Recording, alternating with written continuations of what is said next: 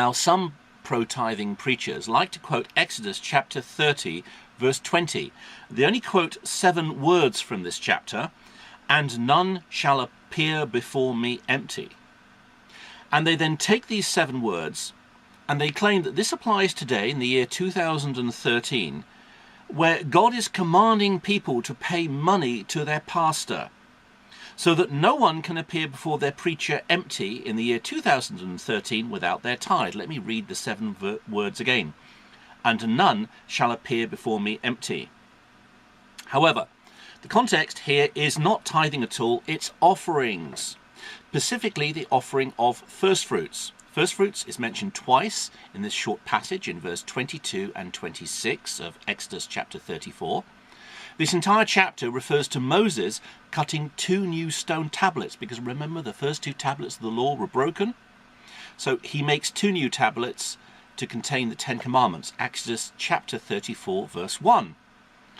So the context is so that God can then make a covenant, specifically a covenant with Israel, Exodus chapter 34 verse 10, and you might also like to look at verses 27 and 28. However, if tithers wish to quote this passage in an attempt to justify their doctrine of tithing, then verse 20 also commands them to break the necks of lambs, which they must then offer as sacrifice. Now, do people do that in churches today? Do people who advocate tithing in church today get a lamb up to the altar and break its neck at the front of the church and then spill the blood of the lamb and offer the lamb as a burnt offering? If not, why not? Because you can't simply quote these seven words, none shall appear before me empty, and not do what the rest of this verse commands Israel to do as a part of their covenant. They must also keep the Sabbath, verse 21. Seventh-day Adventists would like that, wouldn't they? And offer all of the burnt offerings as stipulated by the law, verse 25. Not even the Seventh-day Adventists and the most extreme Sabbath-keeping lunatics even attempt to keep that, do they? But in order to do this, they must keep all of the Jewish festivals, verse 22. You see, you can't offer burnt sacrifices willy-nilly when you choose to. You can only offer certain sacrifices and certain offerings at certain times of the year during the Jewish festivals. So not only do you have to keep the Sabbath, not only do you have to keep burnt offerings, but in order to offer the burnt offerings and the various numerous offerings that Israel kept, which numbered about 10 to 13, it's hard to determine their exact number, you had to keep all of that in order to then offer these burnt offerings, because the burnt offerings were offered at certain feasts during the year. So for tithers to command obedience to a twisted version of a mere 7 words from Exodus chapter 34 verse 20, but then to completely ignore the entire context and those other things such as Sabbath keeping, festival keeping, offering burnt offerings, which this passage also commands Israel to obey, is simply inconsistent. In fact, it's crazy. Let me read the passage to you in the King James Bible. Exodus chapter 34, verses 20 to 26. But the firstling of an ass thou shalt redeem with a lamb, and if thou redeem him not, then thou shalt break his neck. All the firstborn of thy sons thou shalt redeem, and none shall appear before me empty. 6 days shalt thou work, but on the 7th day thou shalt rest. In earing time and in harvest thou shalt rest. And thou shalt observe the feast of weeks, of the first fruits of wheat harvest, and the feast of ingathering at the year's end. Do tithers keep those 3 feasts today? Thrice in the year all your men children shall appear before the Lord God, the God of Israel. For I will cast out the nations before thee, and enlarge thy borders. Neither shall any man desire thy land, where thou shalt go up to appear before the Lord thy God thrice a year. Thou shalt not offer the blood of the sacrifice with leaven, neither shall the sacrifice of the feast of Passover be left until the morning. So you must keep the feast of Passover. But if you do that, you're denying Christ's ultimate feast of Passover on the cross, where Christ did away with this types and shadows. The first of the first fruits of thy land thou shalt bring into the house of the Lord thy God. Thou shalt not see the kid in his mother's milk.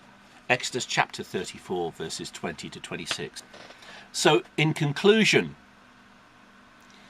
if a tither today pays 10%, he's stealing from God. He's a thief. Because the children of Israel paid 3 tithes. They kept the Levitical tithe, which paid for the civil administration of the land. The Levites acted as judges, you see, and administrators, and they had the administration of the land. The festival tithe, that was for the religious duties that the children of Israel had to keep. And then there was the poor tithe, which was a form of social security system. So if a person says to you today that you must pay a tithe and he's just paying 10%, he's a thief. Because under the Levitical law, you had to pay all 3 tithes. And then on top of that, you paid your offerings on top. And it's hard to determine how many offerings there were, probably somewhere between 10 and 13. You paid tithes if you were a landowner, and the tithes were exclusively food. Leviticus chapter 27 verse 30 says it's the fruit of the tree and it's the seed of the land. The tithe was never money. But this chapter, Exodus 34, is talking about offerings. And so if anyone uses this verse and they quote this verse in an attempt to make you try to pay a tithe, ask them where tithing is mentioned in this chapter. It's not. And then once you have done that, tell this person, do you keep offerings? Do you keep tithes and offerings, or do you just keep tithes alone? Because you couldn't do that in Israel. You couldn't choose just to keep 1 tithe and not pay the other 2 tithes and not pay offerings. Malachi chapter 3 says, you have stolen from me in tithes and offerings. Malachi chapter 3 verses 8 to 10. So if you wish to place yourself under the Mosaic law, you have to keep tithes, plural, and offerings, plural. 3 tithes and between 10 to 13 offerings. If you just keep a single tithe, you're a thief. But it gets even worse than that. Far worse, because not only do you have to keep tithes, and not only do you have to keep offerings if you're under the Mosaic law, in order to pay these tithes and offerings, you have to keep the Jewish feasts. At Exodus 34, verse, 22, it mentions the Feast of Weeks, of the first fruits of wheat harvest, and the Feast of Ingathering. So there are some Jewish feasts that you would have to keep. If you wish to keep verse 20 and apply that to tithing, you have to keep the Jewish feasts mentioned in Exodus 34, verse 22. And in verse 18, it mentions the Feast of Unleavened Bread you shall keep. 7 days you shall eat unleavened bread, as I commanded you. So you have to keep that as well. So do you see the problem with this? You can't take 7 words from Exodus 34, verse 20, apply that to tithing in the year 2013, and then ignore everything else.